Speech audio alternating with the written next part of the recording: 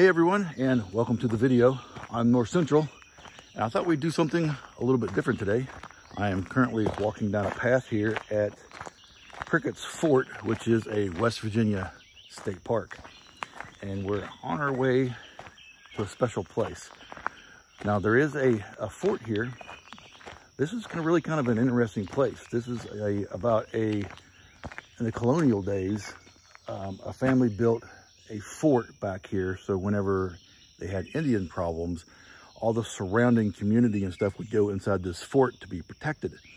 And what we're doing is we're going to the Prickets Cemetery, which is right here behind me now. So we are among the tombstones.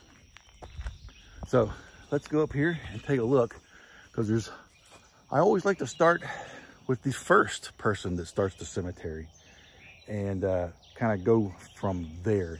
And he is right over here. So let's go over here and take a look at him. So before we get too far into this, let's talk about the time period of these guys. We're talking about 1750s, 60s, and 70s, back in the colonial days, you know, before the Revolutionary War, back when this was a part of the colony of Virginia. So I mean, it was Monongahela County in Virginia, colonial Virginia. So this was a very different looking place. It was very rugged. These were very, very hard men and women. And they were subject to the crown of England. So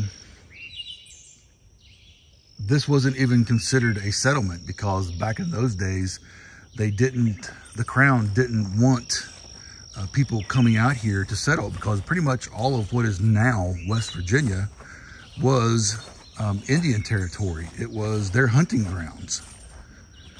So white settlers came in here, the Pricketts and the Moors and a few others, and began to settle this place kind of illegally, so to speak. The crown kind of looked the opposite way, but at the same time, it wasn't known as an actual settlement. But as you can see, there's quite a few stones here. A lot of old stones. A lot of stones that's been kind of refurbished. Here's a newer one.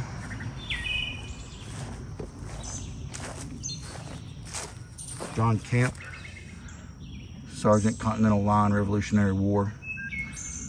1757, 1798, Lee's Legion. Now this guy right here, he was buried here, but he was buried without a headstone.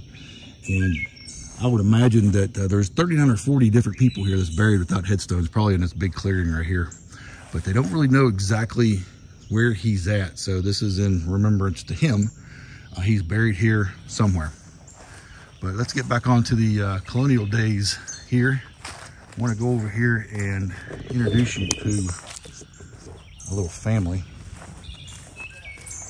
And the very first burial here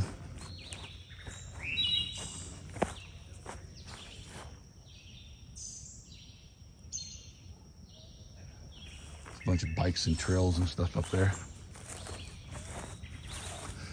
So some of the inhabitants that's here, before we get to Isiah Prickett here, this is a colonial Zachiel Morgan. He is the founder of Morgantown, which is about 20 minutes up the road from here. If you've ever heard of the West Virginia Mountaineers football team, he founded the town. So that's kind of cool that there's a memorial here and that he is buried here. Let's go over here to some of the Pricketts.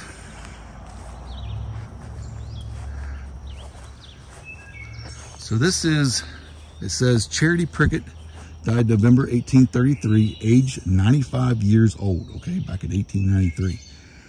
She was the first white woman that was known to cross the Allegheny Mountains. Josiah Prickett is her husband, and Isiah Prickett died September 17th, 1774. Now, the story with Isiah is that you would think that he would be their son. He's not. He is not their son. He is Josiah Prickett's brother, okay?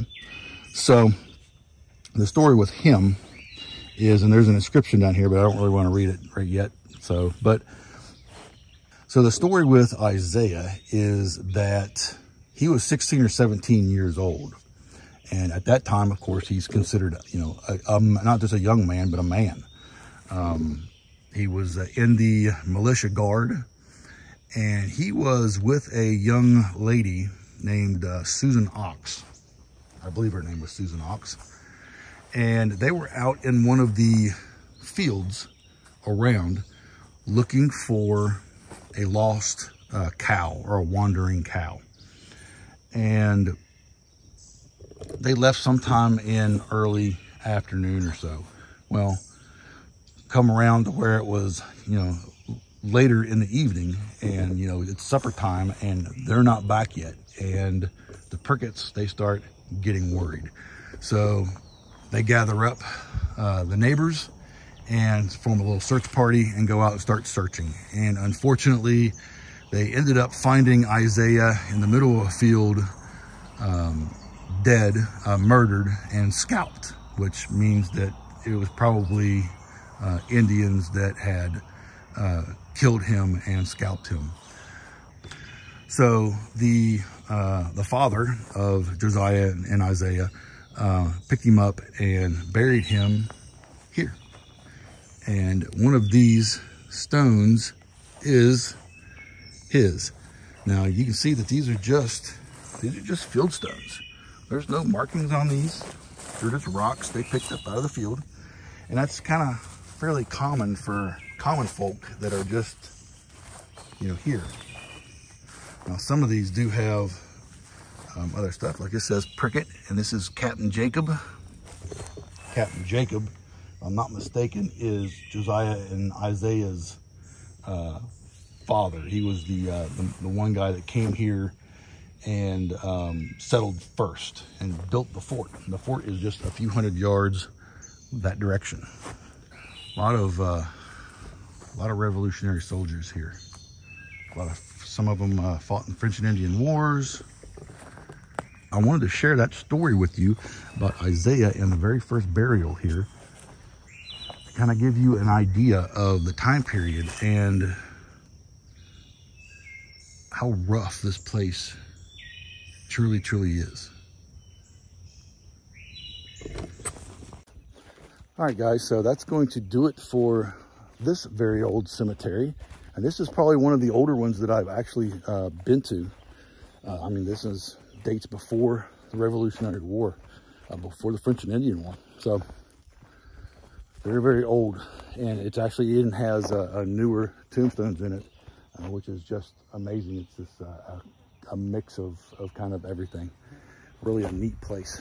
Lots and lots of history right there. Oh, there's a fieldstone right there on the very edge too. Wow. Okay. All right, guys. So as always, if you want to help the channel out, I would really appreciate it. If you're not already subscribed, go up and hit that subscribe button. Go right next to it, hit the bell notification, click all notifications. And as always, please give it a like, especially if you've lasted this long, give it a like. And go down to the comments and leave me a little comment. All that stuff helps the algorithms of YouTube. And all my videos are monetized, and the little money that I get from Google goes right back into me cleaning veteran graves and putting flags on them. So we really appreciate your support. And with that, I'm going to say, see you next time. Thanks for watching, guys.